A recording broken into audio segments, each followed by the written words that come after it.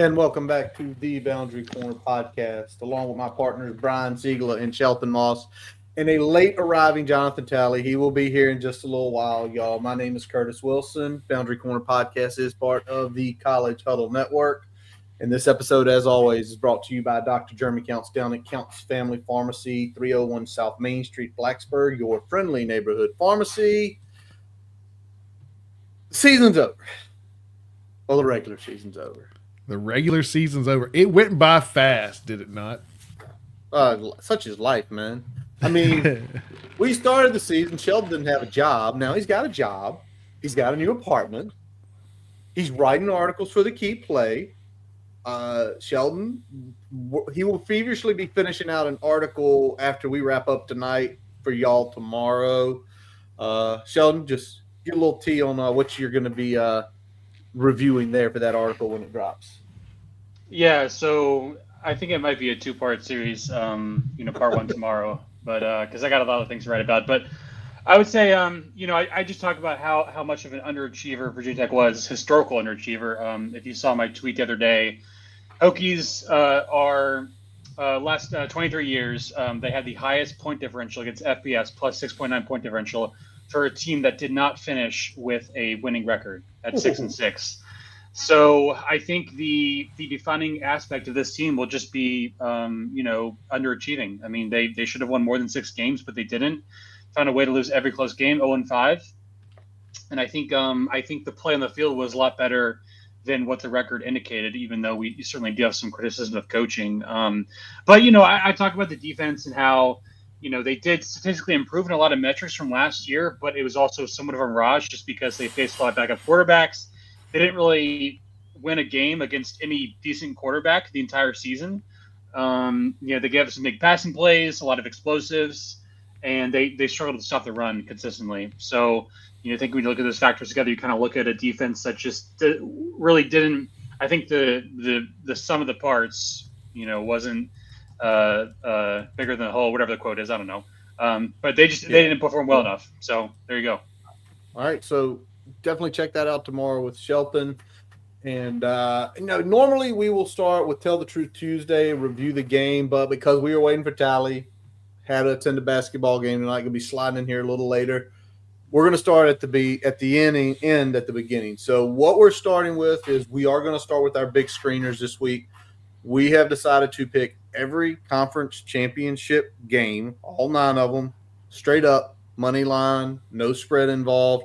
Who you think is going to take home the trophy, potential bids into the CFP playoff.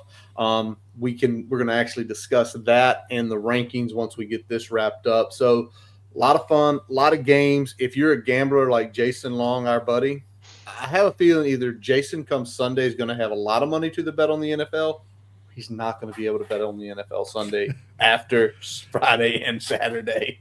Yeah, so this is a fun one because I looked at kind of where we fell, and it's a very interesting week. After a few weeks here of having quite a few games where we're all in lockstep, we got a bunch this week that there's at least a couple stragglers here and there. There are some stragglers here and there. So let's get that graphic up and let's get it started. And we are going to start with one of the first games on Friday night where Jonathan Talley's alma mater, the Jacksonville State Gamecocks. Well, one Gamecock is going to have a championship this year. The other probably not going to be able to play. Takes on Western Kentucky. Western Kentucky is sneaking into this game after they beat Jacksonville State last week to get into the Conference USA title game, which is pretty crazy. I think it was a 3-point win, 19-16. I'll get that up to confirm. So we're going to start here. It's going to be Friday night, 7 o'clock. Get your gambling ready because, that's what you're going to do on this game. Going to be on CBS Sports Network. We're picking straight up. The line is Jacksonville -3.5, and it is going to be at Jacksonville State. So at their home stadium, where the matchup, I believe, last week, if I'm not mistaken, was at Western Kentucky, and it was 1917 Western Kentucky with a walk-off 50-yard field goal to beat Jacksonville State. So, Brian, with all that being said, Teams this evenly matched, winning a game twice is hard as hell. So for that reason, we're going with the Cots, man. God, winning against the same team twice usually is tough to do anyway. Winning against the same team twice in back-to-back weeks, I Sheldon, find that data point. Has that ever been done? I Um, could find it. I mean, so we'll let you look that up while we're going through this stuff. But for me, I'm also with Brian. I think a close win. Wilson, Kentucky's home field. Definitely saved them last week. Jacksonville State with home field. Jacksonville State wins Conference USA. Yeah, I know Boise State and Fresno State had a couple years where they faced off back to back in the Mountain West because of the championship game after a regular season game, and those are some pretty good battles. I think they split most of their meetings, but yeah, I'm taking Jacksonville State. I honestly don't really know anything about either one of these teams, but I'm just taking the home team. There you go. You know where Tally's going. Well, you know where he's going. And Miranda's going with Western Kentucky here. She thinks they can pull the double. And Jason's riding with the rest of the crew. All righty. Brian, where are we going next? Miami of Ohio and Ohio. All righty. The Maction. The Maction. This is totally gut feel for me. I'm going with Ohio. I'm riding with the Bobcats here. Gut feel for me. This is going to be noon, by the way, on Saturday. ESPN's carrying this one. Game is, let's see, I think it's at Ford Field, the wonderful Ford Field, which is wonderful now. It's a fun place to watch football now. These teams matched up in the regular season with Miami of Ohio beating Ohio. And it's kind of funny, though, when y'all think about it. So we have a Miami and an Ohio in conference championship weekend. But you know what?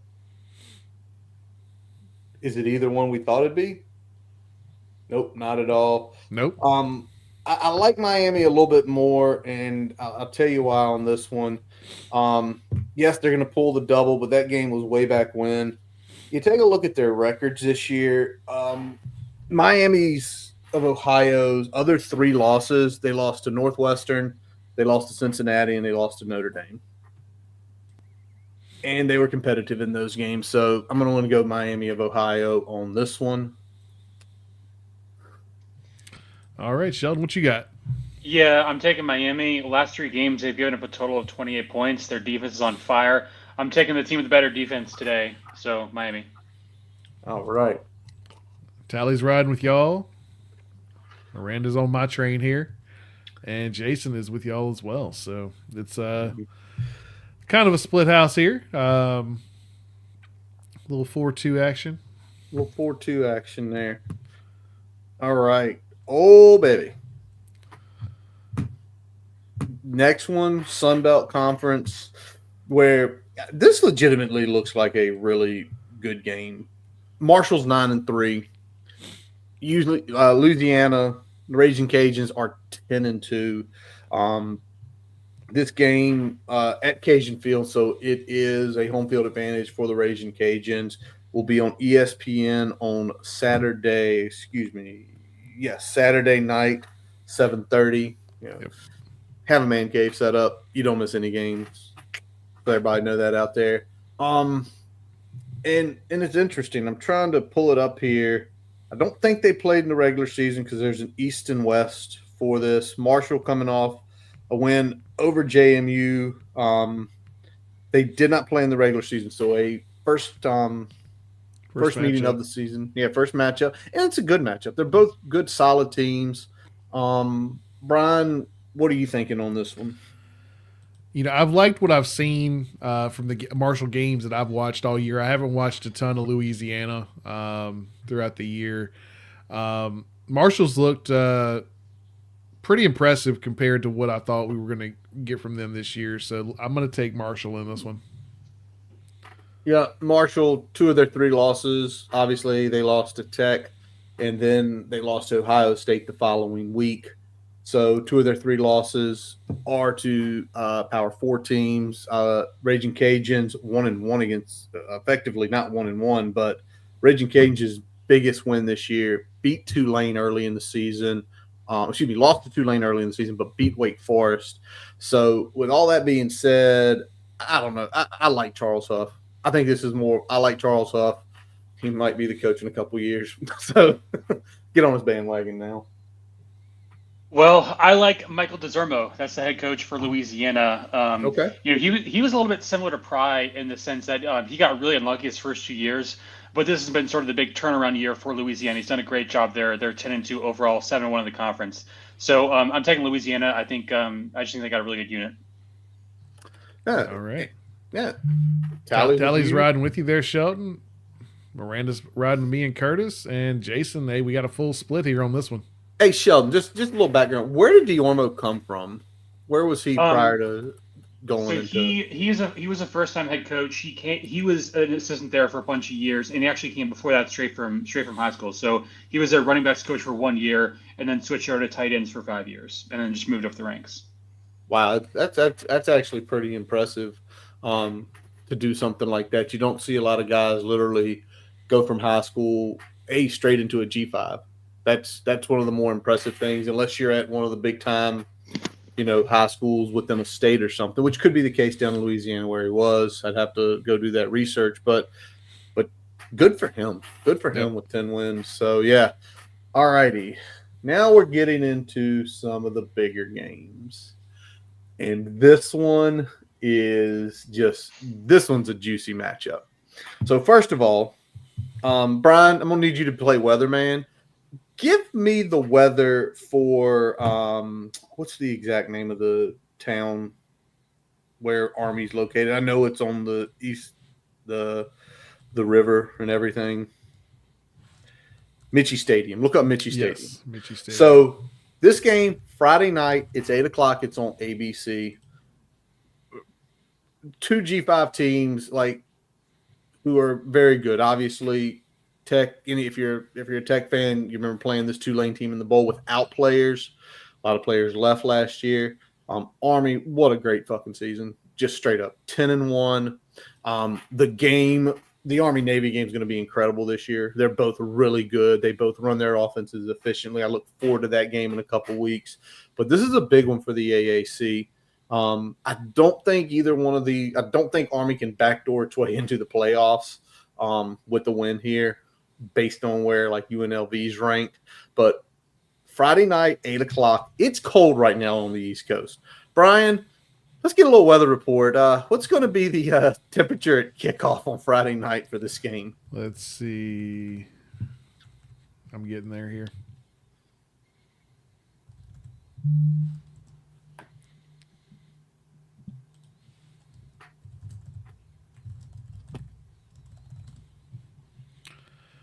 Let's see. Looks like it's going to be 25. So 25 degrees from a team that plays, if I'm not mistaken, Tulane still plays in the Superdome. Yep.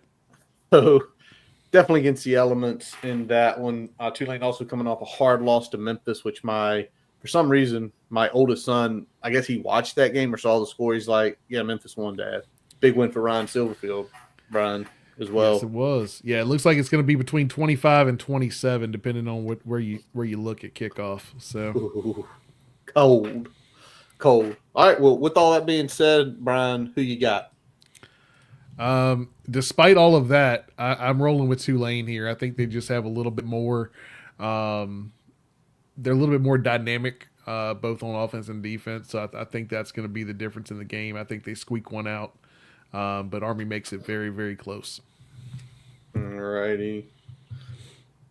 I think Army's going to win this game. I think Tulane, because if Tulane had won that game last week, maybe a shot potentially at a bid. If they had held on and beaten Memphis, I think Army, big bounce back for them. Army wins. Yeah, I love Army, but I gotta take Tulane. I just think they got more firepower, and I think the Black Knights have been kind of a little bit going on some good luck here. So I think Tulane will win.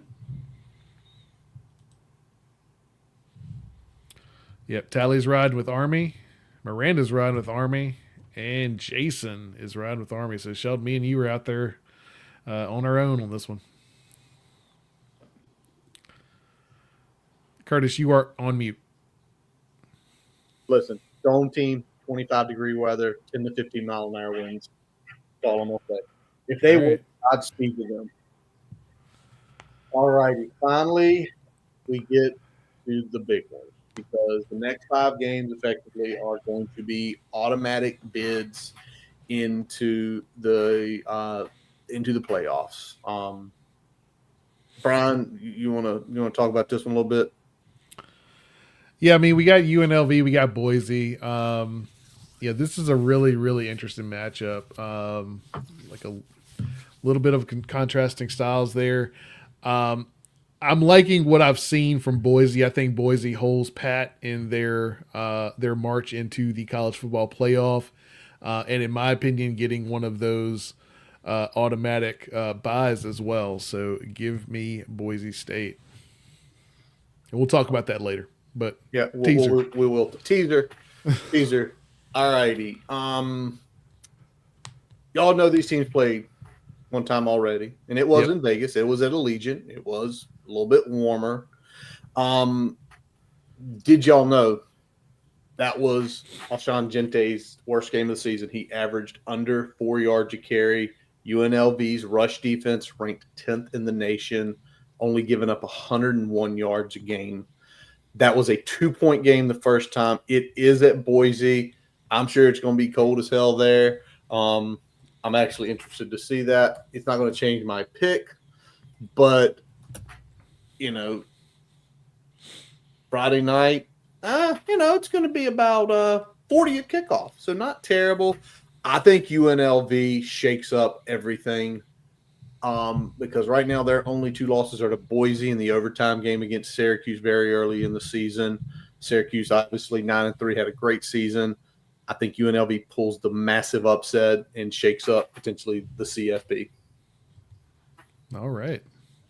Yeah, I'm a big Boise guy, so I'm biased here, but I'm going Boise. I do think, to Curtis's point, UNLV is the one team in the country that can limit Ashton Genty, so I do think this will be a very close game. But I'll take Boise straight up. Tally's riding with us, Sheldon, as is Miranda and Jason. So Curtis, you're out there on an island, babe. Got to roll the dice occasionally at the end here. All Hey. righty. Plus, I don't know where we stand picks wise. I think I'm under 500, so you got to go opposite and try to get ahead of y'all. All righty.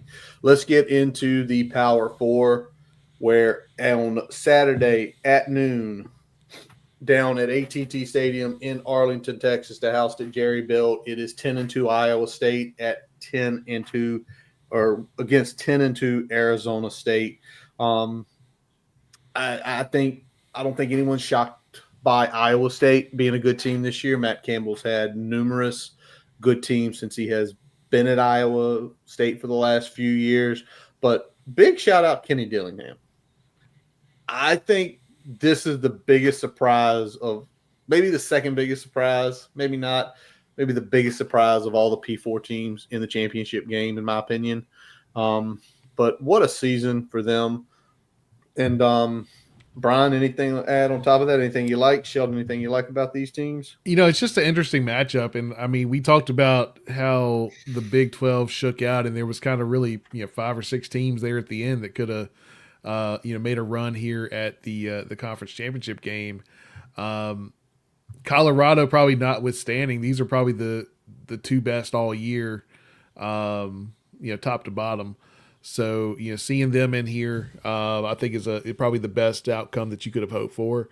And for this one, I'm going with the team that has shocked everybody all year. I'm going with Arizona State. All righty, I'm up next on this one. Again, I've already mentioned it. I think it's already there. My love for Matt Campbell, hell of a coach. One of those guys 2 years ago. Could we go get Matt Campbell and bring him to VT? He'd be a good culture fit here. He had not been able to get over the Big 12 hump the last few times they played in the championship game. I think he cements his legacy and gets to the playoff with Iowa State. close game. War, these teams, if you look at where they're rated, similar defenses, similar offenses, ratings wise. But I think Iowa State takes this one, and Matt Campbell again cements his legacy as probably one of the better coaches in this era at a school that hadn't won a hell of a lot before he got there. Yeah, I'm taking Arizona State. Two programs here that really just are solid but not flashy. I think I was really impressed with Arizona State's win over BYU. Kind of handled a very physical BYU team, and I think they can handle a physical Iowa State team as well. So, and they got Ken Scatterby, who's awesome. So, yeah, Scatterby is pretty awesome. I'll give Yep. you that, Shelton. Yep.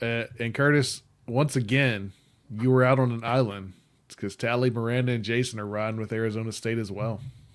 It's the white running back effect. If there's a good white running back, people gravitate towards that. I'm just being real. Come on. Hey, Peyton Hillis once made the cover of Madden. yeah. Yeah. He did. Why? He had like 1,100 yards. He wasn't even like the fifth best running back that year. He was white. At some point, that was more meme than it was anything real. But you know what? Sometimes you write a meme. Sometimes you're out of meme. All right, Brian, I'll let you lead this one in. Arguably the best team all year in college football, Oregon. You got Penn State. Penn State's really had a year that I think was probably as good or better than they expected. I don't know if they necessarily saw themselves in this position with the schedule that they had, but they put themselves here, and Oregon's more or less handled their business all year. So one of those classic. You wouldn't really say this is a classic matchup from a Big Ten standpoint. You got Oregon in there, but I think this is a matchup that you expect when you talk about top 5 teams meeting in the Big Ten for a chance to have that in this case a bye for the first round of the playoff here. Probably at least a number 1 or number 2 seed. So I like Oregon in this one. They've been the best team all year. I think they keep that up. Yeah, Brian, you said a lot. Oregon's been the best team all year. Probably Penn State. I mean, say what you will, probably their best season since they won the Big Ten a few years ago. Because the Ohio State game, they basically hung in there the whole game. They just could not get enough to finish it. Obviously, I like what Jim said. That is a Rose Bowl matchup. But I favor Oregon in this one for one big reason. It's going to be inside. I think if this was in the elements, if this was, let's think, they moved it to Ohio and put it in Cleveland or put it in Cincinnati this championship game, I'd favor Penn State. But I think being on that wonderful dome that Lucas Oil is, that Brian's so familiar with, give me Oregon. There we and go. they solidify the number 1, and they solidify going to the Rose Bowl. Yes, I am taking Oregon. I just don't trust Franklin enough in these types of games. And to Brian's point, Oregon is at worst a top 2 team in the country. Penn State is not on that level. There we go.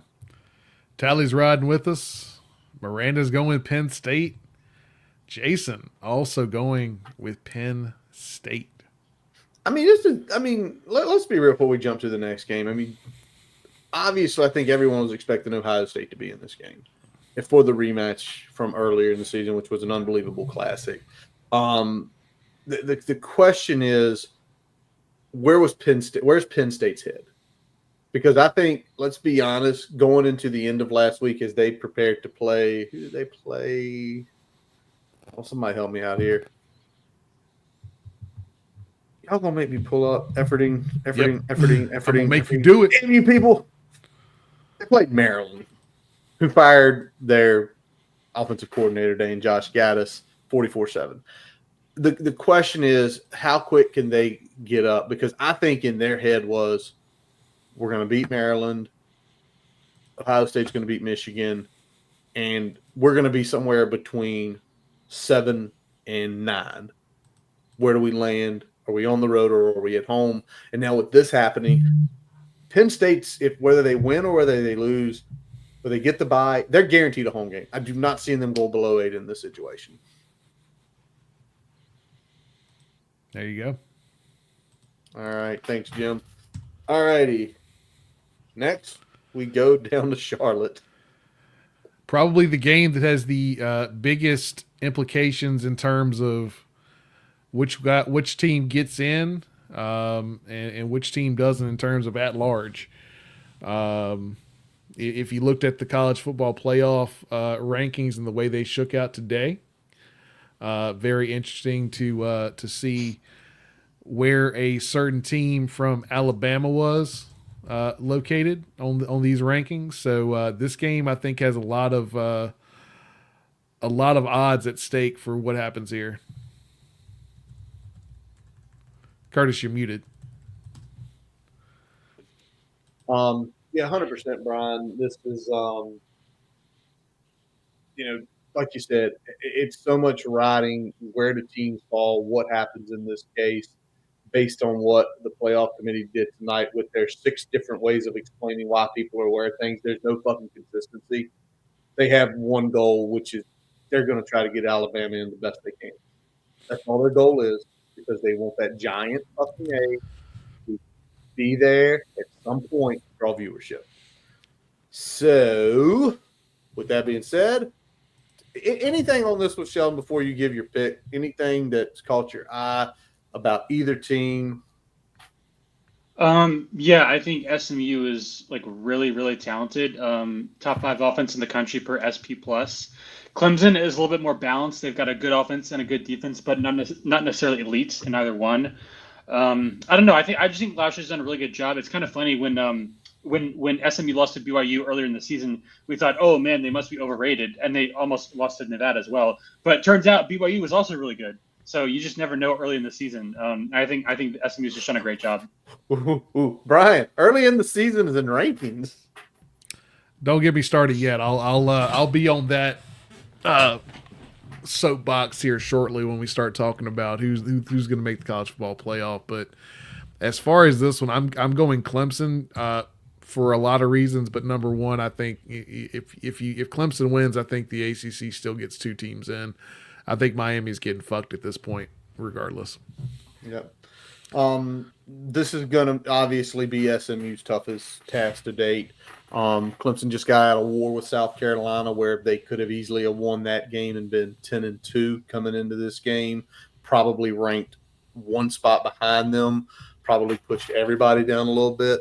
And honestly, I think crowd's going to be in their favor. It's a 90-minute drive up from Clemson up to Charlotte. I think Clemson wins a game, but I think this is probably going to be the most entertaining game of the weekend.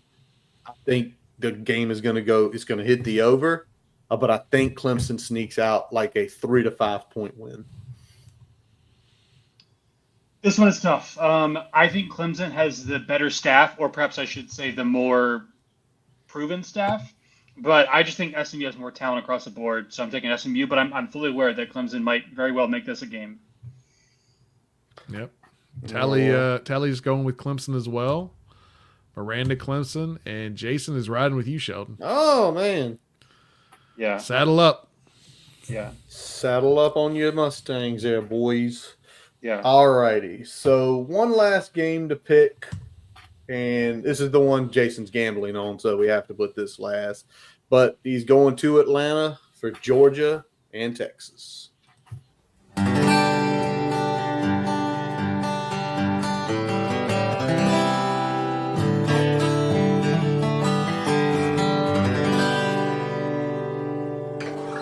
Hey folks, welcome back to one more week of Guitar Licks and Gambling Picks. I'm Jason Long. It is championship week, and here on the Boundary Corner podcast, we're picking every game. But the one I'm most excited about is the SEC championship between Georgia and Texas. Now, a few weeks ago, when this game was played the first time, I picked Texas. And of course, Georgia went on to win, and I lost money. This time around, though, Texas is traveling to Atlanta. I think that's going to be a huge advantage for Georgia, so I'm going to flip it. I'm picking the Bulldogs to beat the Longhorns this weekend in the SEC championship game and to move on to that college football playoffs. Now, before we move on, I want to take a look at my season. Now, I've done 14 of these. Technically, I'm 6-8, but I did give you a over a few weeks ago that hit.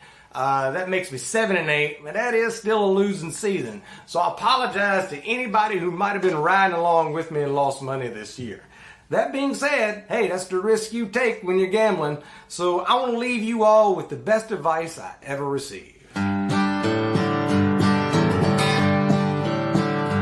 You gotta know when to hold 'em, know when to fold 'em, know when to walk away, know when to run. You don't count your money when you're sitting at the table. There'll be time enough to count when the dealing's done. You gotta know when to hold 'em, know when to fold 'em, know when to walk away, and know when to run.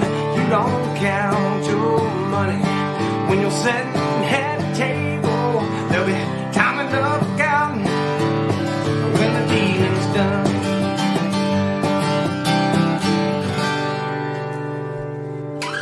So happy but responsible gambling this weekend, folks. Now, don't y'all forget, check out my website, jasonlongmusic.com, to hear all of my music, find out when I'm playing live. I've had a ball doing these, and I'll see y'all next time. Have a good one. All righty. So Jason going with the dogs. Literally and figuratively. Literally and figuratively, because the line, I do believe it is like a 1-point favorite. Again, that's another reason we didn't do lines this week, because I think the biggest line, let me look this up. I just want to make sure I think the biggest line is 4 this week. Let me get up to my gambling site here. I just want to confirm this. Yeah, I think there was a couple 3.5s. It's a 5.5 is the biggest line this week. This game is Texas 2.5. Yep. That's why we did it this way. Because when there's 2.5, 3.5, even 5's not a lot. You get to that area where it's basically a pick 'em anyway. So, well, with so many teams getting rid of divisions now, you're literally getting the 2 best teams in each of these conferences. There's not going to be that big of a gap in most of these cases. So, and when we look at it, a matchup like Georgia and Texas here, that goes double. I'm going back to the well here with my reasoning. It's hard to beat a team twice. Hook 'em. Yes, Texas. The first time they played in Austin was still one of the best things I've ever seen, and should be done more when referees fuck up calls. Just throw beer cans at them, and eventually they will get together and make the right call. That should be done more at games. They should not be penalized. You know what? Because for honest truth is, can we go back to Georgia Tech real quick last week? Yeah. Those were 3 of the most atrocious calls I've ever seen one way. The 2 PIs and the hold that was not called. I think people should be allowed to punch refs in faces when they blow that bad of a call. I think it's fair. You just hurt my emotions. I'm going to hurt your face now. Guys, how do y'all feel about that? Not going to say anything, are you? I do kid about that, by the way, but there is no consequences. It's something that I'll say, you put that up there. James, it's the big A. They could lose 7 games and they're going to put them in. The year they put a 6-6 Alabama in is the year literally just quit watching college football, because it's never about what's going on the field. But reality is, I know some of y'all listen to Josh Pate. I occasionally do, even if he gets in his SEC bag. He is right. There is an officiating problem in college, and it does need to be fixed. But as far as it goes for this game, Quinn Ewers, first time they played, was coming off an injury. He is still a little banged up, but not as bad as he was. Played a great game against A&M. By the way, they should have blown out A&M. You fumbled the ball multiple times inside the 10-yard line. I think Texas wins by a touchdown. Yeah, Texas lost to Georgia once. It's not going to happen again. Taking Texas. There we go. Hook 'em, he says. Hook 'em, hook 'em. Another hook 'em from Tally, hook 'em from Miranda, and we know that Jason is riding with the dogs. Jason's riding with the Jason's dogs. on a ledge by himself on this one. Everybody else is riding with the Longhorns. All righty. So let's take that down. And let's do a little brief discussion because what I did want to do, and Shelton, I know we didn't get yours, but I'm sure you got it somewhere jotted down, is what your 12 is going to be after the weekend. We're going to do that in just a second. But, Brian, let's go, man, because I know if you've listened to this program for the last 5 years, there's one thing Brian Siegler hates. I mean hates with a passion. And, Brian? We still see the preseason rankings rearing their ugly head this deep into the college football season. And I know it's hard to get away from power rankings and stuff like that, but when we put out these official, these are the top 12 teams in the country, and the problem we get is that we base quality of wins off of data that we don't really know was good. And it just, it's the whole bad data in, bad data out philosophy. And it takes a while to really get to a point where, you can actually make some solid inferences from the wins that you're seeing on the field, and we end up making a lot of those inferences in September, and those really aren't telling us a whole lot. So now we're at a point where Alabama's still hanging around with 3 losses. 2 of them are, I would consider, bad losses to teams that barely scraped into a bowl game this year in Oklahoma and Vanderbilt. And Vanderbilt definitely is a better team than I think a lot of people gave them credit for, full stop. But they are still a team that is 6-6. Oklahoma is still a 7-5 team that got blown out by a couple of average to slightly above average teams throughout this season. So to go in there and just curb stomp Alabama,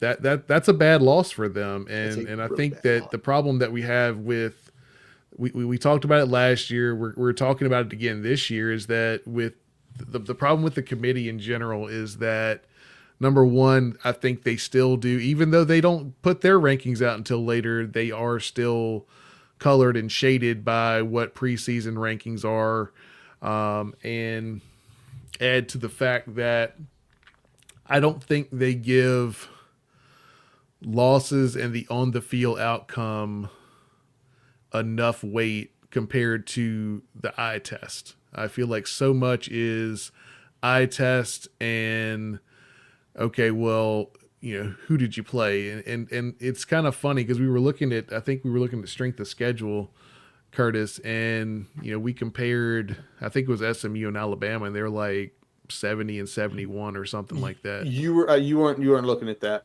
You were looking at something else. You were looking at another metric. It was not strength of schedule. Okay. I don't know what you were looking at. Shelton might know. But it was anyway. There was a metric we were looking at that had them, neck and neck within a margin of each other. And when we look at some of the other pieces here, when we look at, like I said, Alabama in particular, but you can make a case for some of these other teams as well, is that we need to, I think, penalize teams for bad losses more than we are, and more than the college football playoff has historically. Losses in general. Yeah, losses in general, but bad losses even more so. So that's my soapbox. I'll pass it on to Curtis and Sheldon here to add their 2 cents here. Well, I want to pitch to Shelton because Sheldon, you're our data and stats guy. Do you believe there is something out there that is an unbiased metric that's not looking at polls? What do you feel like if they called you tomorrow, somehow they found this and they found this is a smart kid, let's put him in charge. Is there a certain metric or is there a certain data point out there that you say that could be the beginning of the methodology right here? Honestly, look, there's no such thing as a perfect stat. Like Correct. at the end of the day, there's always going to be different numbers that can portray something a different way. You could look at, top 25 wins or strength of record, strength of schedule. Like it's just, when you're dealing with numbers and stats, there's always a different way you can present something. And so I certainly don't envy the position of the committee just because there's only, 12 teams, a 12 game season, pretty limited sample size. We just don't have the body of work to really, I guess, hash out a true representation of what each team really is. Because I saw David Hale the other day had this tweet where he made a case for why every top 25 team was actually bad. Looking at all their bad losses and their if they have a bad check of the schedule and so forth. So I mean everyone kind of beats everyone in college football. So at some point you do have to kind of acknowledge that. But I guess to answer the question, I'm a big fan of strength of record. Looking at the overall quality of wins in terms of a qualitative judgment. I don't like looking at, say, for instance, win-loss record versus top 20 teams or top 40 teams or, wins over 500 because that's a very narrowly defined subset.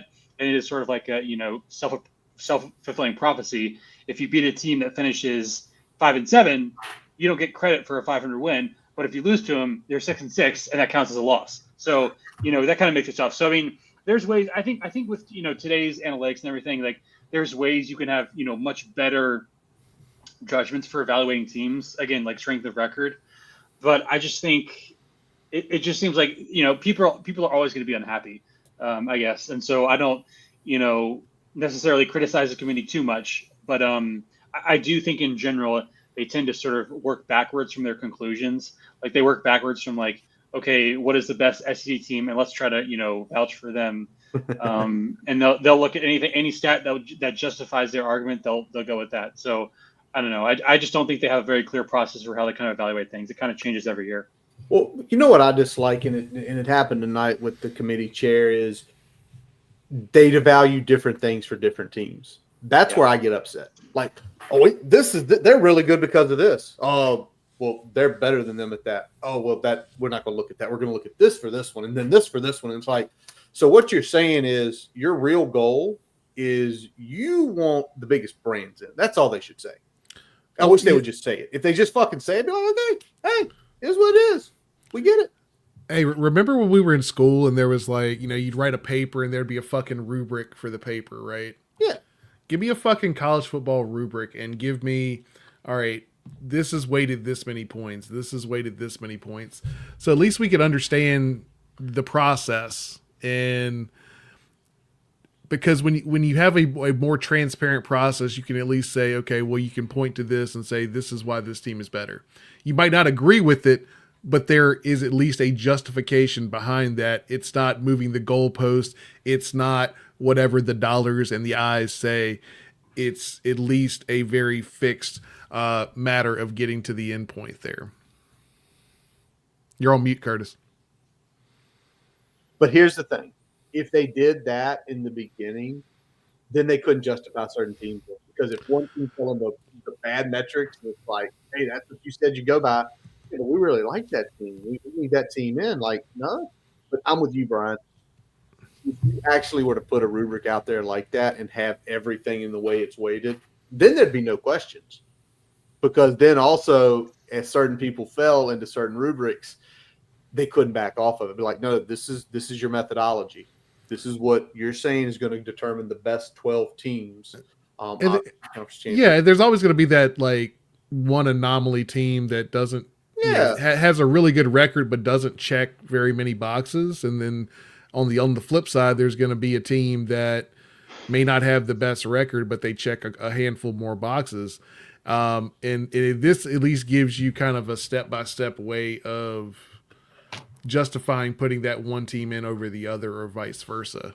All right. Because right now it feels like we're cherry picking whatever stat we can to get the lowest SEC team in that still has a chance into this thing every year, whether it's 4 or 12. 100%. I am looking currently at the AP poll at the beginning of the season. Let's see how good they were. Y'all ready? Yep. Georgia was number 1. They've had a solid season. Ohio State, say what you will, They've won 10 games. Both of those are within the margin of error, Yes, right? margin of error. Margin of error. Oregon, ranked number 3. Yeah. Texas, number 4. Alabama's 5. Ole Miss is 6. Notre Dame 7. Penn State 8. This is where it gets fun, Brian. Number 9. Y'all remember who the number 9 team was this year? This is Florida the State? number Michigan. Oh, Michigan. Okay. Florida State was 11, right? Florida State was 10. Florida State was 10. Okay. Okay, so there's that value where you're talking about. Now, Florida State within the first month, no one valued a win over them. Miami blew the doors off them. But you know what I could say? Well, they were top 10 at one point. Shouldn't that matter? No, that doesn't matter. Guess who 11 was? And this one's going to piss you off. Who's that? Missouri. And Missouri still ranked 25th. Then we get to Utah. Bad season for the Utes. LSU fell out of the top 25 with losses. Clemson still hanging in. Tennessee, great season after being ranked 15th. Oklahoma was preseason ranked 16th. Oklahoma State was 17th. They didn't win a conference game. Beat Arkansas. Arkansas beat Tennessee. So tell me how that makes sense. Doesn't. That's why you play the game on the field and wins the most important. Kansas State, who just fell out, and then Miami. This is the bottom of the top 25. Texas A&M, Kansas, USC, North Carolina State, Iowa.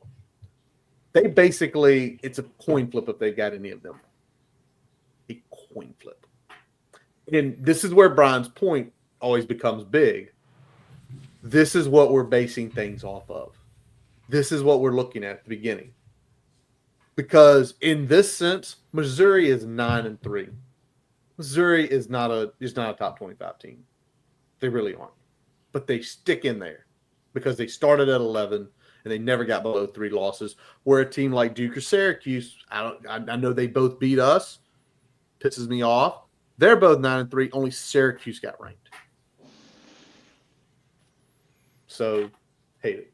All right, so real quick, we've talked about the college football playoff. Let's lean into it. I'm going to start with you, Sheldon, because I don't have your stuff up here. So you've got your predictions in for the conference championship games. What do you think? Just go your top 12. Obviously, we can figure out who the 4 buys are by reading it down. Yeah, so buys Oregon, Texas, SMU, Boise, and then at large, Penn State, Notre Dame, Georgia, Tennessee, Ohio State, Indiana, reluctantly Alabama, and then Arizona State as the final AQ. All right. As you look at that, what's your most intriguing first 4 matchup?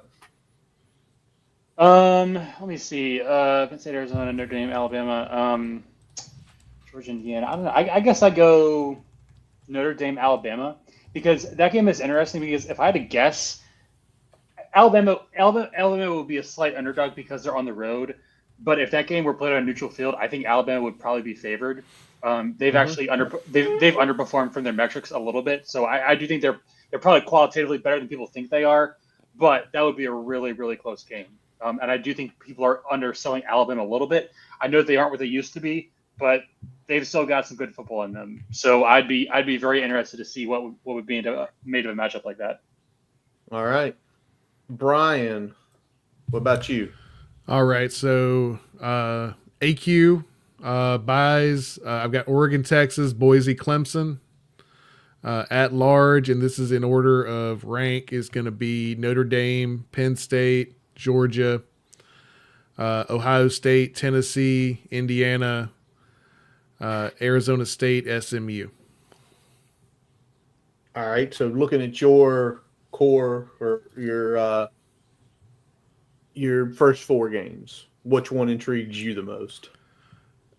Looking at this, man, it's going to be. I got a couple clash of styles here. I think my most intriguing is going to be Arizona State at Happy Valley, Penn State.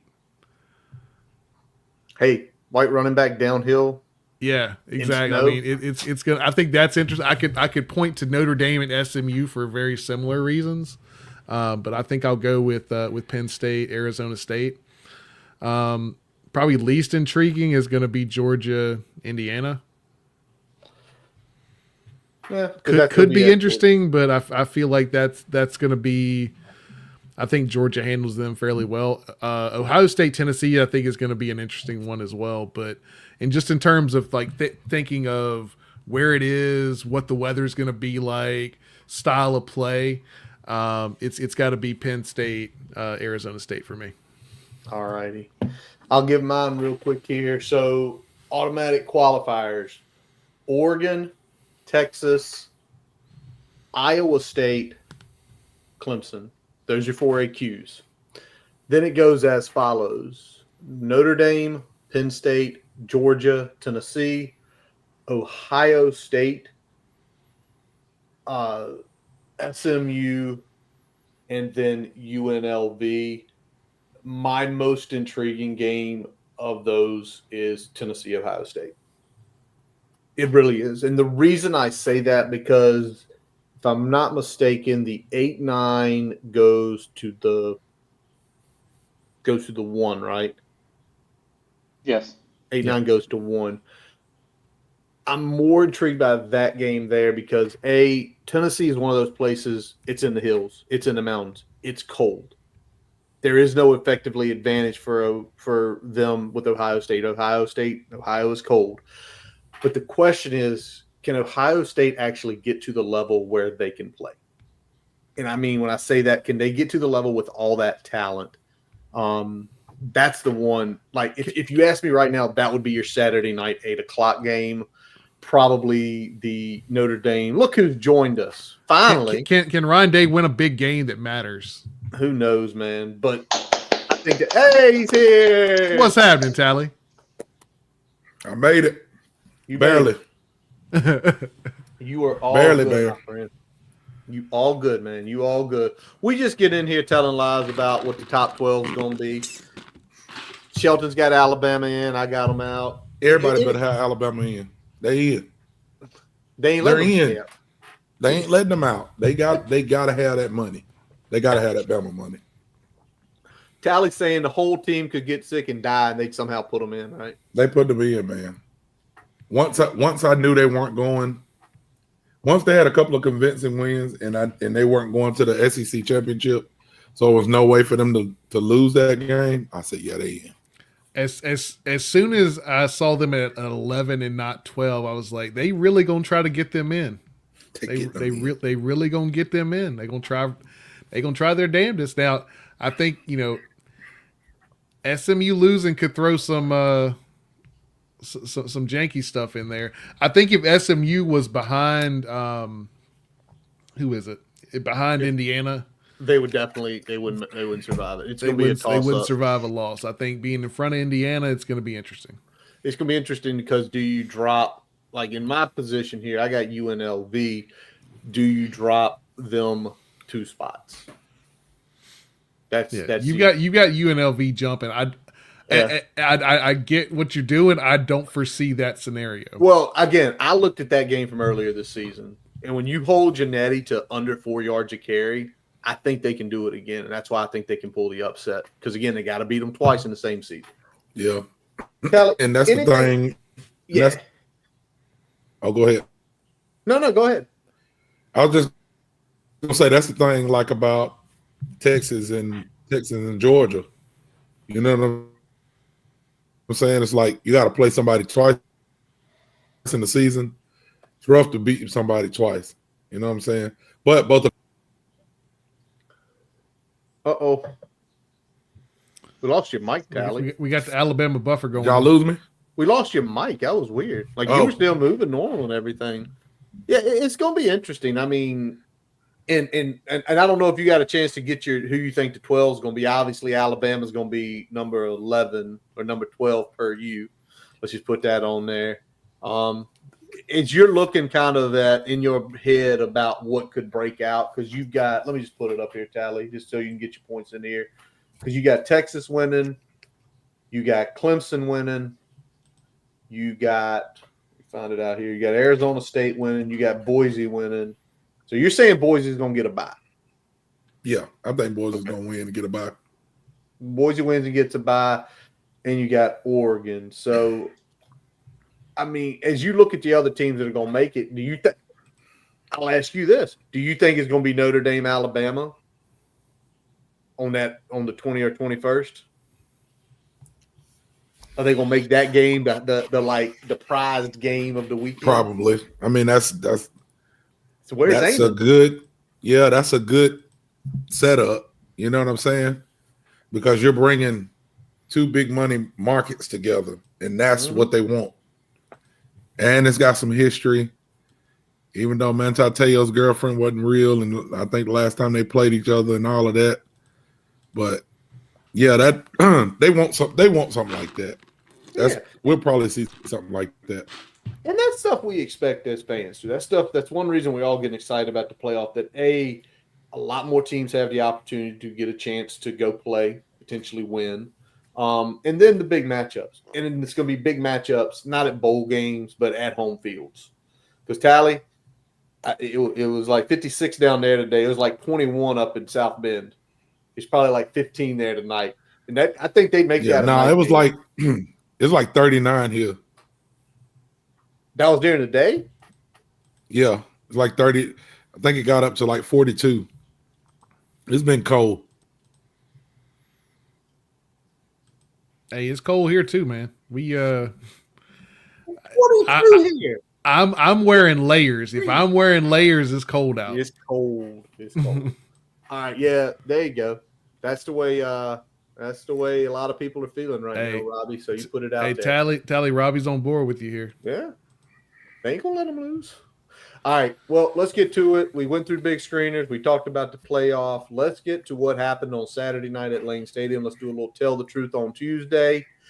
And y'all tell me what y'all feel. I don't care who starts and what it's about. Just tell me what you feel. We go 6-6. We make a bowl again. Yay. Guess I'm happy about that. Me and Tally, people probably roasted us. Wow, them two dummies say UVA was going to win. You know what? We were in our feelings last week. Yeah. That's all I'm going to say. We were in our feels last week. So, but everybody forgot for a second that UVA is ass. There you go. But what in y'all's opinion, y'all love Saturday night? What went well for y'all? I love seeing the two best players on the team eat one last time. APR, Tuten. Love seeing that. Sheldon, what about you? Man, well, I missed a good chunk of the first half. I caught most of the second half. I did rewatch the majority of the first half a couple days ago, but I don't know. I mean, I thought Pop was really good. It seemed like they kind of structured the passing game around his strengths. You know, kind of mostly rolling him out. You know, quick reads, nothing too complex, and deep shots to kind of protect him a little bit. So I thought Bowen did a really good job of kind of managing the game with Pop, and they kind of maximize his skill sets. Yeah, a lot of deep shots, RPOs, rollouts. I mean, that was basically what they went with, and it was a key to success, and they did a good job executing. And I think Pop, the one thing I noticed about Pop is, and this is, I think, even better compared to what we saw the week before, with the week of practice against the UVA team. So we'll caveat it there. Pretty decisive with whether it was running the football, whether it was keeping it, whether it was getting the ball out of his hands on the RPO. He made decisions pretty quick and kind of rode with that. It wasn't any second guessing or pussyfooted in the backfield. Like when he made a decision to do something, he did it. Kylie, what about you, man? What caught your eye Saturday? Sitting there at the house, probably eating some leftovers, having a drink. Yeah, no, it was a little bit of that, a little bit of none of that. But yeah, it's just they mainly it was like they knew they was better than UVA. They went out and played like they were better. Like the coaches coached like they wasn't scared. They coached like they knew they was gonna win. The players act like they knew they were gonna win. We just went in the game and played. You know what I'm saying? If we went into some other games like that instead of being like well, shoot, we can't do this because this person might get hurt, or we can't do this because we may lose, we probably would have won. So I just feel like they knew they were a better team and they just went. But they've been doing that. Like it's been happening. When they know they're better than the team, they go play. Yeah. If they think it's a chance that we could lose, we get a hold on. We shouldn't do that. We should try this. I don't know, man. But what went well where we just knew we were better than them and we went and played like it. Yeah, Tally, we talked about this a lot with like the confidence of this team and maybe even specific players too. When this team plays with confidence, whether it's players, coaches, they're a different team. They look like what we expected them to be from the start of the season to the end of the season when they play with that type of confidence and when they coach with that type of confidence. And we talked about some games them getting conservative on offense and defense, and we didn't really when UVA started moving the football on defense against our defense. I mean, we didn't hold back on offense. We leaned on what we do well. We got up there, got another touchdown, put the game out of reach, and that was that. I think we didn't overthink it like we have in some of those other games where the asshole is a little tight and we're not playing with that type of confidence or coaching with that type of confidence. I love what you said, Tally, right there about how when we know we're better than a team, the confidence shows. When we think about it, we have moments. But we also, in those moments, there are some moments where it's just like, go to Miami, 17.5-point underdogs. And we just played. And that throughout that whole game, even up to the last Hail Mary throw, we can win this game. We can win this game. Go to parts of the second half of Vanderbilt, way back in August. Think about it. And, oh, man, this isn't good. And then the second half starts rolling. It's like, we can win this game. And then what happens? We have one bad thing, and then it just snowballs. And that, to me, is on coaching more than it is kids. These are 17 to 23, some 24-year-old guys out there. Again, Sheldon, you're like 25. You're getting past that age. 26, don't tell me short. Hey, I was telling you a little bit younger, but you're 26, and the thing is, everybody has that when you're in your 20s. You can have everything going for you in the world, and then one bad thing happens, and it puts you up, straight up. Whether it be a bad grade, fight with your girlfriend, fight with a friend, it can mess you up. And these guys are asked to do this every week. I'm going to go same route, Brian, you mentioned APR 8 because he was creating chaos, 3 sacks. Should have got that fumble. I'm still trying to figure out how he did not get that fumble recovery in my life. But I'm going to ask y'all this. To me, there's a pantheon or a Rushmore for defensive ends in Virginia Tech history that go up there. Bruce Smith, Corey Moore, Daryl Tapp, and I'm blanking on the guy from Lynchburg that played at Glass, Brian. Cornell Brown. With the seasons he's had, I love Daryl Tapp. We've interviewed him. Does he bump Daryl Tapp off to Rushmore, and is he effectively the defensive end Rushmore? I mean, you can definitely make that argument. I think if he played one more season for the Hokies, it would be a no-brainer. Even if he had a season like last year compared to this year, I think it would be a no-brainer. I think with just looking at the 2-year sample size, you could make an argument. I don't know if it quite gets there, but you could definitely make an argument. I think for him, because of the transfer portal and stuff, because most of the other guys came in and then, like, you want to say it's just because of their college career, but it also has to do kind of how they get drafted and then what they do after they get drafted. So for him going to Florida, then coming back to Virginia Tech through the transfer portal, and like Brian had said, if he had one more season where he doesn't, I think it'll come down to where he gets drafted in most like Hokies heads. Like if he goes first round or high second round, I think people would be like, yeah. You know what I'm saying? If he slips down to the third round or whatever the case may be, then people will be like, they won't really think about it. But if he goes high, like, some are predicting he will, then I think people would 100% go, yeah, he's there. He got to bump this person off, whoever. Anybody besides Bruce. You know what I'm saying? Like most people would say. But that's just my opinion.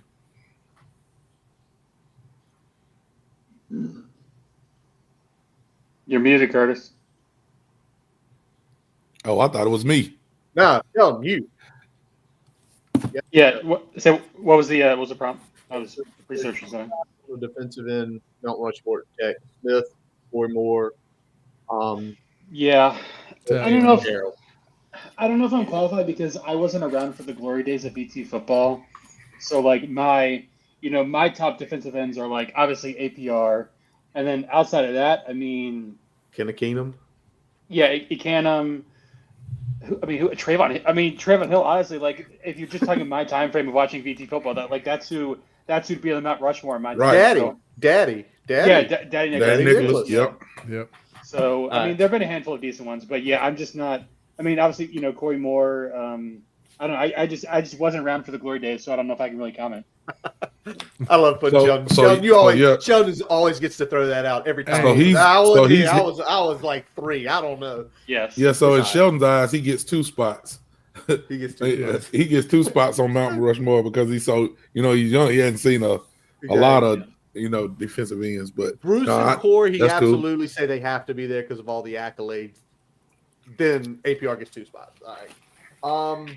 Where do y'all want us to go for a bowl? 'Cause we got- Birmingham. I Birmingham. know what you Tell want him, us to Tally. Tell him, Tally. get. Tally wants to. Just so both. I don't want to go back to Fenway. Fuck Fenway. We've never been to Fenway. Been to I Yankee don't want to go to Fenway. I don't want to go to Fenway either. I could probably get. I meant to say Yankee. Yankee Stadium, but I don't want to go there either. I seen somebody. One of the predictions had us like against West Virginia somewhere, maybe Armed Forces Bowl or Out something. of Fort Worth. Yep, I saw that. Something like that, probably. I mean, I don't know about Fort Worth, but I feel like an opponent like playing against West Virginia probably would be good for us. Anywhere they go, it don't matter if we 5-6, 6-6, 10-6.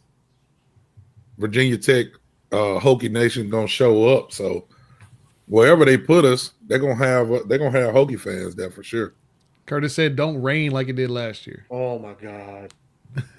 First bowl experience in a monsoon. We're not going back there. I don't think they're going to send us to Fenway just because for the simple fact that there's too many other good options where they can finagle us in. I'll go with Tally. Get it to Birmingham so that man go see his team play this year in person. We had a lot of stuff going on where we didn't get to make games this year. Shelton made enough for, I think, all of us. But, yeah, give me that. All right, let's talk about the bad because there is one thing that went bad, in my opinion. Tony Muskett was the only damn thing they had, running the ball and then off of those runs, making some intermediate throws. And it literally took us until early in the mid-fourth quarter to finally stop it. Y'all, I was sitting over here drinking my OGD, worried like, we're going to blow this game. They're going to do something stupid because we've done something stupid all year, and they're going to score a touchdown, and then we're going to fumble, and then they're going to score another one, and we're going to get in our heads, and we're going to lose this game. Curtis saw another 1-score letdown. PTSD. Late in the third quarter, he looked at the third quarter. He's like, "We're +2 in this quarter, and I feel like shit." I did. I texted you that. Like, we won this quarter. But what else did y'all feel just watching the game? And I know it's like a 17-point win. It's like you can't find all the bad in that. But anything that just pissed y'all off, made you want to throw shit? Yeah, you don't want to nitpick, a good win like that. But just because we got to, that's why we're here. I feel like some of the offensive play calling was just unneeded. You know what I'm saying? Like a couple of reverses that we did could have went really bad. I think we fumbled one. Yeah, Cam knocked it out of Green's hand. Right we had a after the couple of exchange times there. where I just felt like we did a couple things with that situation because I feel like we were better than them. We just line up and you could use some motion and stuff, but I feel like some of the play calls we just was kind of throwing stuff against the wall and hoping it stuck. And if we were playing anybody else besides UVA, it wouldn't have stuck. Yeah, and I feel like we didn't really need to do that, right? Like I think that's the thing. Like we didn't need to do that. Like sometimes it was getting too cute, right? Right. I love the Duke Mayo Bowl. Yeah. I mean, Duke Mayo is probably my favorite, like non-bowl. Any bowl that doesn't really matter, Duke's my favorite. So Charlotte, Charlotte, exactly. we want Charlotte. We do. Let's see if they'll give it to us. Let's see if ever get 2 teams in the playoff. We can. They flirt with us every year. They'll throw Lane in there every year and be like, hey, maybe. All right. So Sheldon, what about you? Data, statistical wise, what went bad on Saturday? What went bad? Man, I don't know. It's hard to pick too much. I mean, 5 penalties for 61 yards. I guess not great. And then obviously a couple of big, explosives towards the second half. But I don't know. I mean, I thought it was a good performance all around. I really don't have too many complaints, honestly. You're favored by how much are they favored? 5.5. He got down to 5.5 late. Yeah. And won by 20. So I'm not going to nitpick a win like this. It's a third string quarterback. Yeah, third string quarterback too. Yeah, it's crazy.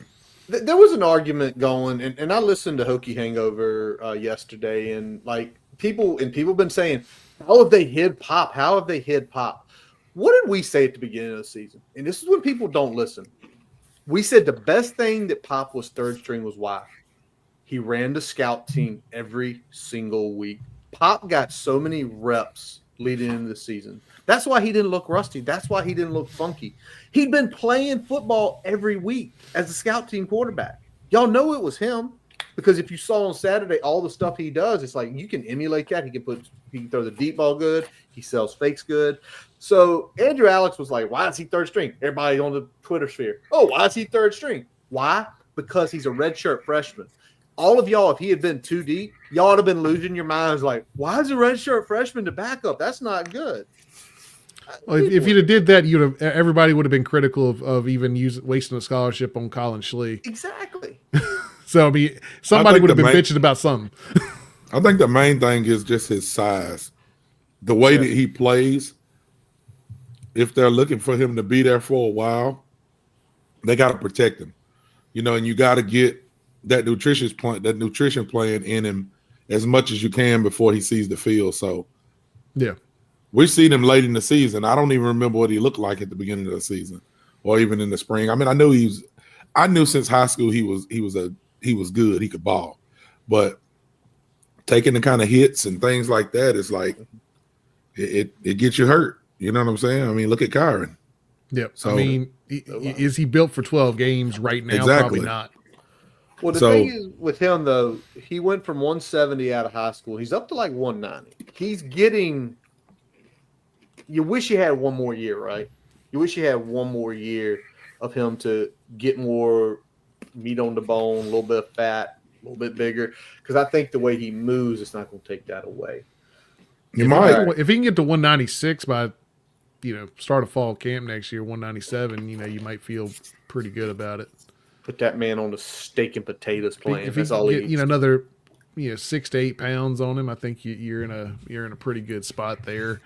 I don't think you're ever going to get him much over 200, regardless of what you do. So, who's he remind y'all of? Just say if you looked across college football right now, I think they said it during the broadcast. Who does he remind y'all of? I'll see if y'all. You mean he reminds me of Trace McSorley at Penn State? Okay, that's a little white quarterback, 5'11", 195, 200 pounds. That's who he reminds me of in the way with a better arm. Brian? Who you think? Let me think on this for a second. Sheldon, I'm gonna go back a little bit. Give me Denard Robinson. All right. Okay. Shoelace. Yeah. Oh. Sheldon, who you thinking? I don't know. I think he reminds me of Tommy Castellanos. Okay. The way that he moves, I think has a little bit more skill throwing the ball than Castellano, but the way he can maneuver and get out of stuff, he reminds me of him, how he moves in his size. All right, I'm going to throw this one up. I can't put him in this category. He's got some wiggle. He doesn't have Kyler wiggle. He does not have Kyler Murray's arm. He has a good arm. Kyler was a center fielder in baseball. You got to have an absolute rocket to play center field in baseball. and he has a rocket to be as small as he is. So, yeah. All right, real quick, before I got one more thing we're going to do, Tally, and we'll get it to you in a second because I know you got some shit to get off. You caused a ruckus on Twitter, making people all sorts of mad. Obviously, National Signing Day is tomorrow. We have a commit earlier today. Portal season's open. We've got 3 defensive linemen already there, probably more as we were sitting. We're going to come back next week and kind of unwrap that stuff because there's going to be probably more portal entries, maybe some other changes. So ain't no need to talk about it tonight.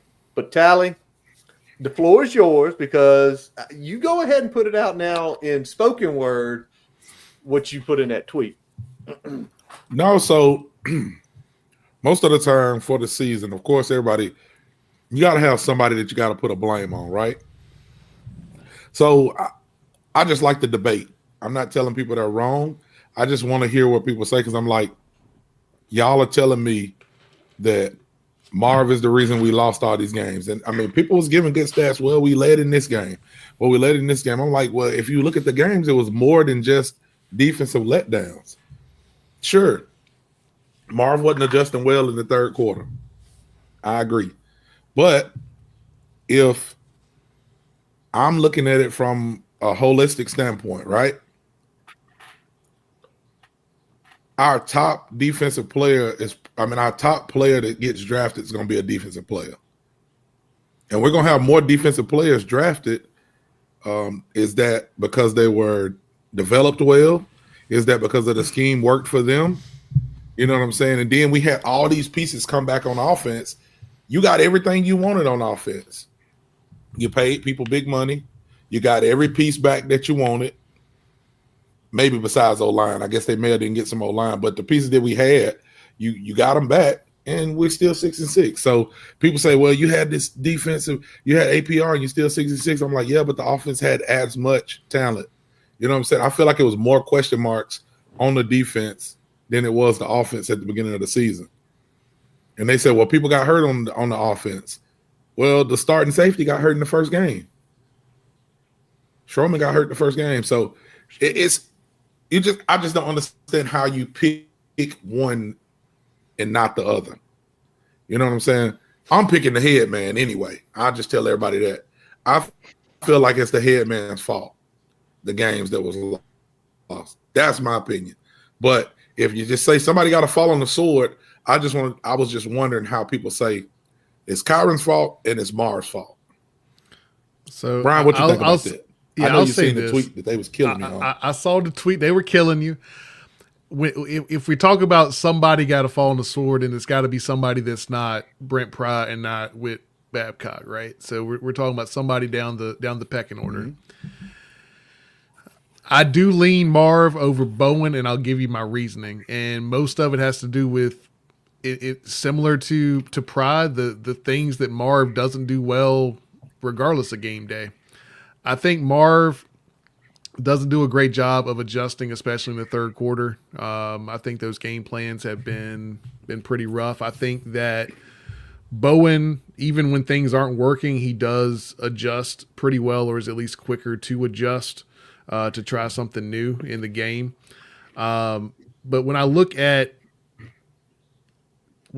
quarterback performance against linebacker performance, I think despite injuries and everything else, I think the quarterback still overall performed better individually at that position than the linebackers did collectively at their position. And then I look at the fact that Bowen can recruit and Marv can't. Marv is a minus recruiter, Bowen is a plus recruiter. So all that together, I think that puts Marv higher up on the chopping block than Bowen, in my opinion. Sheldon, you go next. So I've certainly been more critical of Marv this season, just in terms of, the rushing defense wasn't great, and when you isolate that, it's pretty clear the linebackers were a major problem.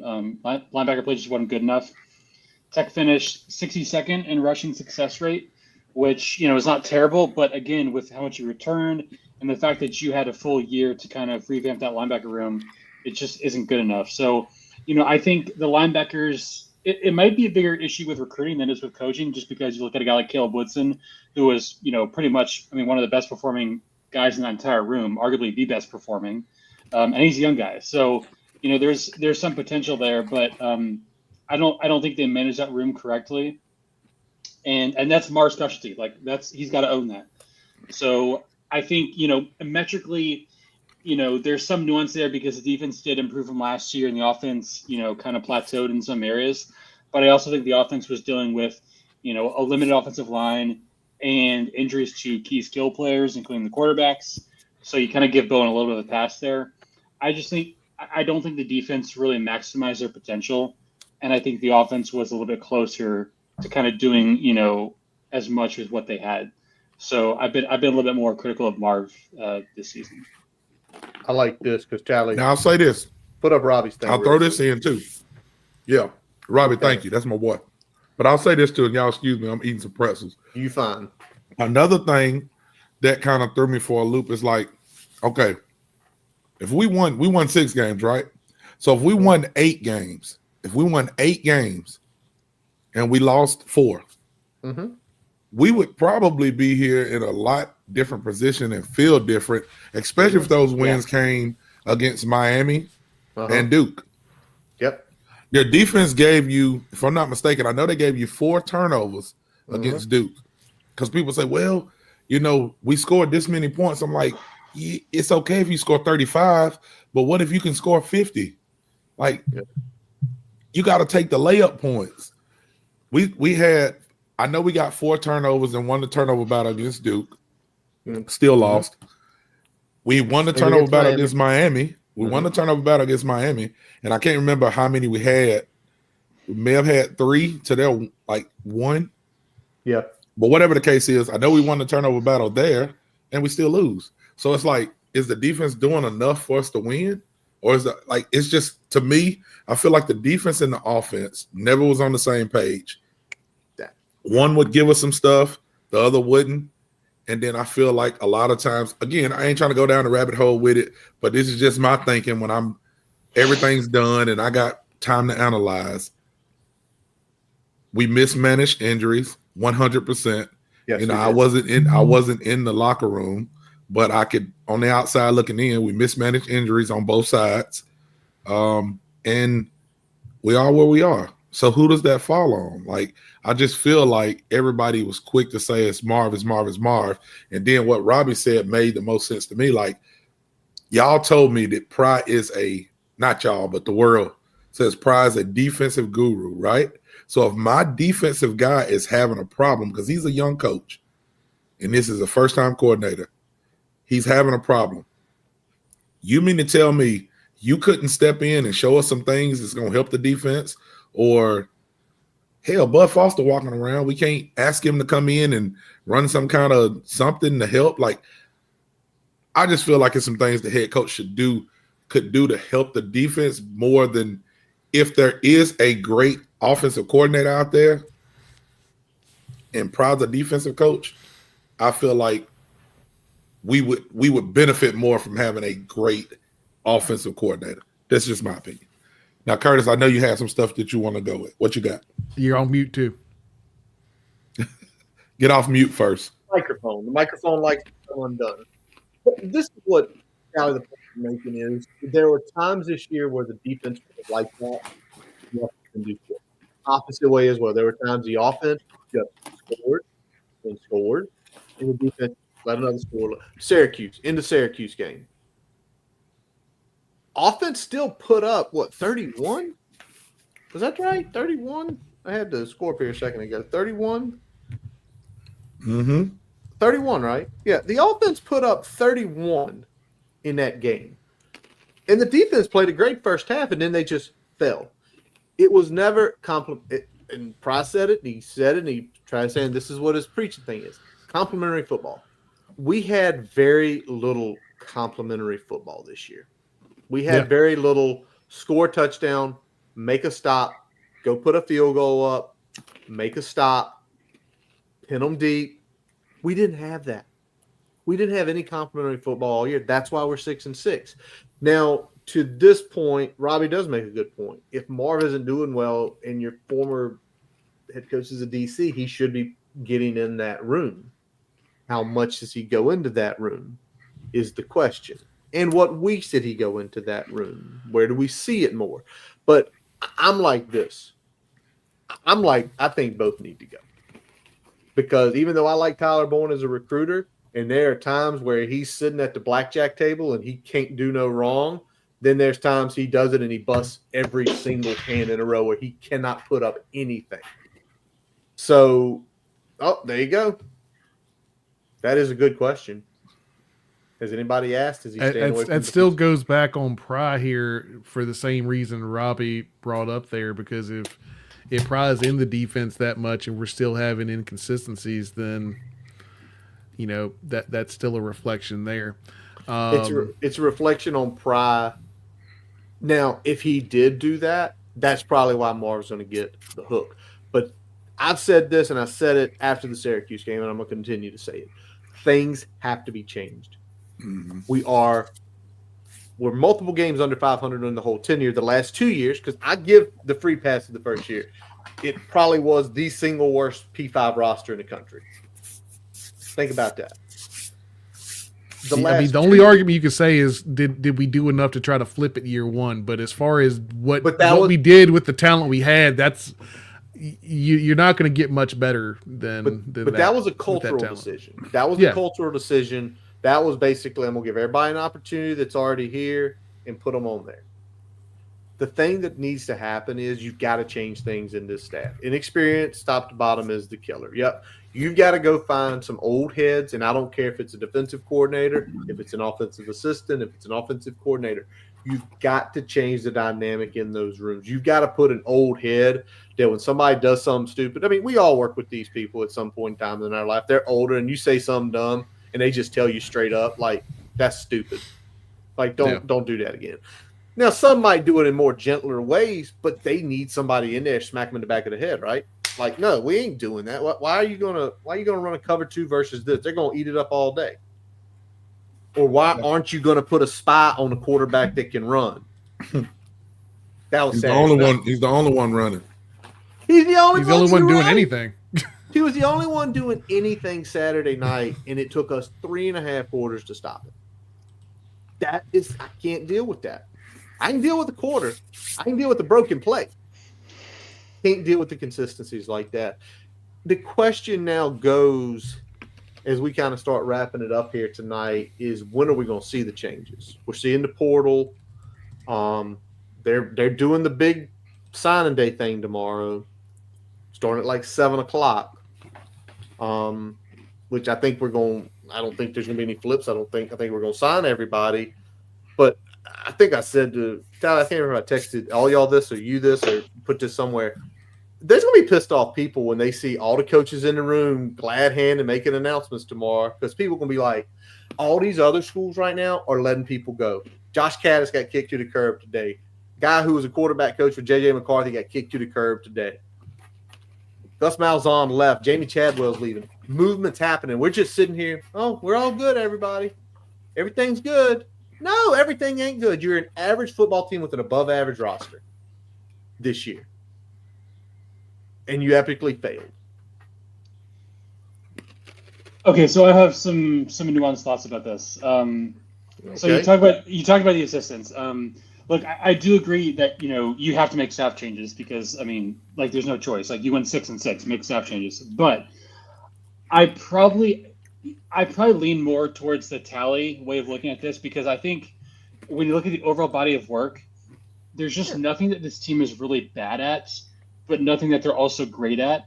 And so I think you can make a case for keeping, this assistant or that.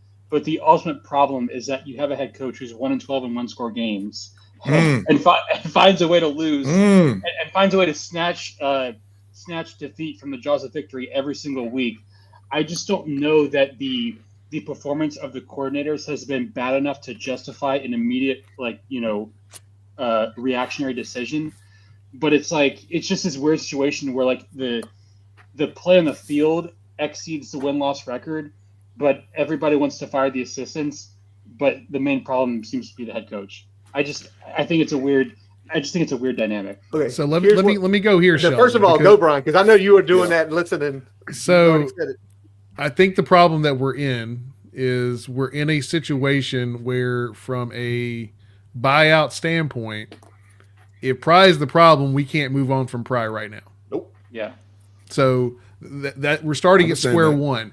So if that's where we're starting at, then do we ride with what Sheldon's saying and like, okay, well they haven't been good, but they haven't been bad enough to fire them. What's the middle ground here? Is the middle ground bringing in a analyst, some sort of experienced, seasoned game management analyst that can work with Pride to season some of these problems that we've had throughout the year in terms of game management, in terms of crucial decision making in those key moments in the game.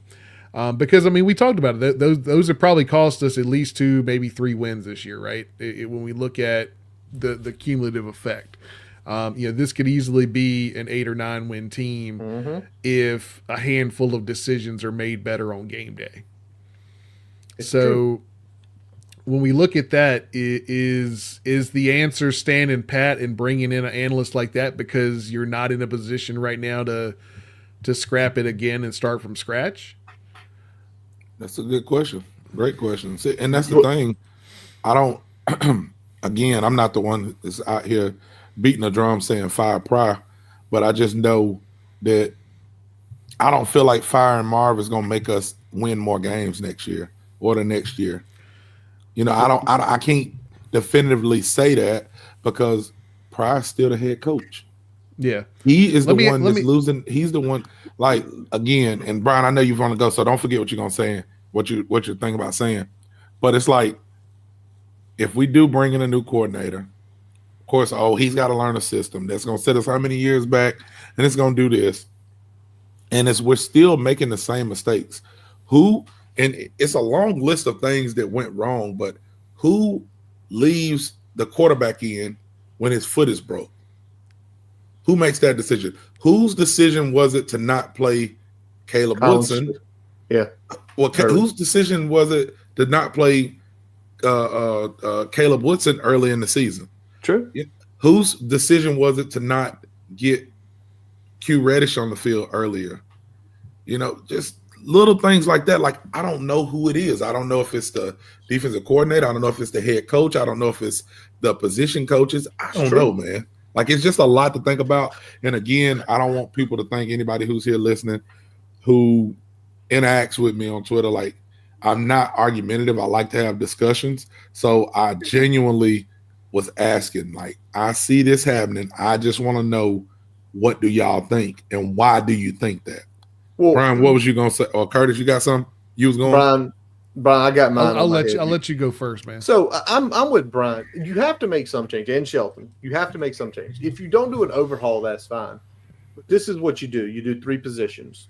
The first one is, Brian, your point. You've been beating the hammer. Like, if you're not going to make any changes, get him a Jerry Kill type figure to help manage the games, make decisions, all that crap. I'm good for that. I think what you do on both sides of the ball, if you feel, to Tally's point and to Sheldon's point, we aren't terrible anywhere. It really is true. We're not terrible anywhere. Now, we're terrible at times. We're awful at times doing stuff. You bring We're rarely consistently bad at anything. Exactly. Bring in that older voice. Has basically let one member of the staff on each side go. Bring in the older voice who has the experience. You don't have to name an offensive or defensive coordinator, but you come in and say, listen, your job is to improve this person. Your job is to improve this person. Like, the name's been floated out there a lot. I love Pearson Prelo to death. A lot of people know Pearson didn't want that coaching job. Let him go back to director of player personnel. Bring in Bob Shute. Because, one, Bob Shute knows the systems. Bob's been a safety coach for a long time. There ain't no learning curve. He's like 57, 58 years old. He may not help you on the trail. But the thing is, if you believe in Chris Marv can be a good defensive coordinator, get an old head in that room with him consistently and constantly. Other side, same way. Bring somebody in. Let go of Stu Holt. Ron Crooks, let Woes one of those two guys. Bring in somebody who's seasons that's called plays that can get you out of the ruts. Because with Tyler, it's never about when he's not on. It's when he's off. It's so bad. It's so bad. So let me throw this out there.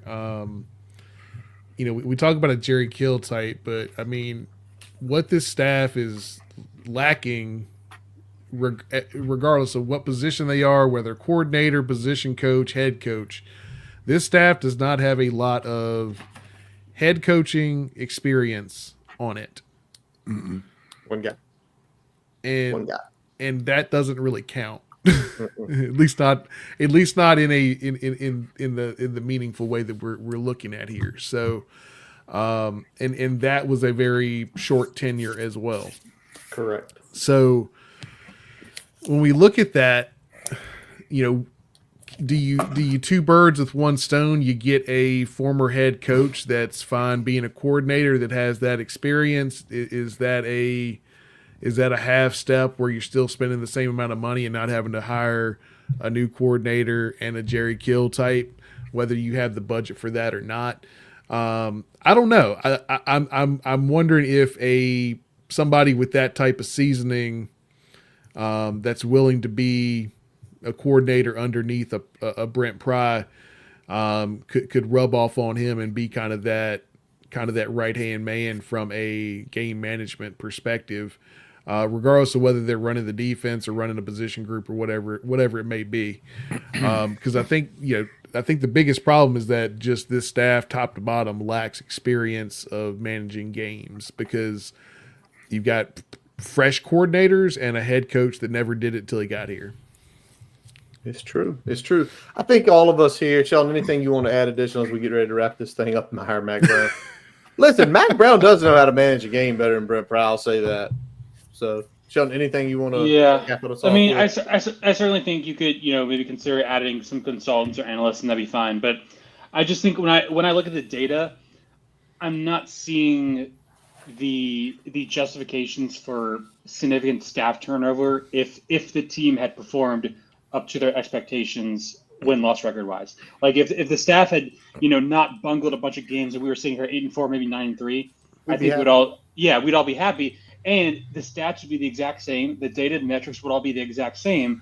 But we're 9-3, so we're thinking, hey man, it's all good. Let's keep it rolling. Yeah, it may not have hit the heights we expected, but it's at least kind of the incremental steps. It's the expectation, leveling out at least. Yeah, and then the final thing is, I think Tech's coordinators are paid probably around the 35 to 40 range in Power 5, somewhere in the ballpark. And I think you got to wonder, like, if you did decide to move on, could you make a legitimate upgrade with that salary range? Maybe you could. I don't know. The 1% and it is coming. Yeah, and it is risky, always making those changes because you just don't know. Maybe it turns out to be worse or it's a downgrade. So I don't know. Anything else, gentlemen, before we put a wrap on this? I think anything, Tally, Brian? Nope. All right. Back up the Brinks to Jerry Kill and let's see what we can do. There you go.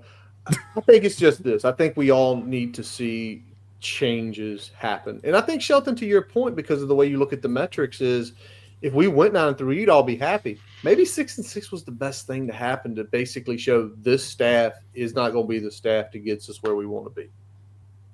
That's all I'll say. Now, with that being said, that does wrap up this episode of the Boundary Corner podcast, brought to you by Counts Family Pharmacy in Blacksburg. I'm Curtis Wilson. I'm Brian Siegler. Jonathan Talley. And I'm Shelton Moss. We are part of the College Huddle Network. Check out our website, boundarycornerbc.com, and listen to all of our episodes. While you're there, follow us on Twitter, Facebook, Instagram, YouTube, all your favorite podcast sources. As y'all heard from him earlier, check out Jason at jasonlongmusic.com. He plays us in, he plays us out. All of his live gigs, all of his music's right there. Check it out if you're down in the Roanoke area. See where he's playing. Go say what's up. Tell him you followed Boundary Corner and that you followed all of his gambling picks this year, and he owes you money. He'd love to hear that. But as anyways, we appreciate y'all all for listening, all the comments in the chats as always. And as always, let's go. Hokies.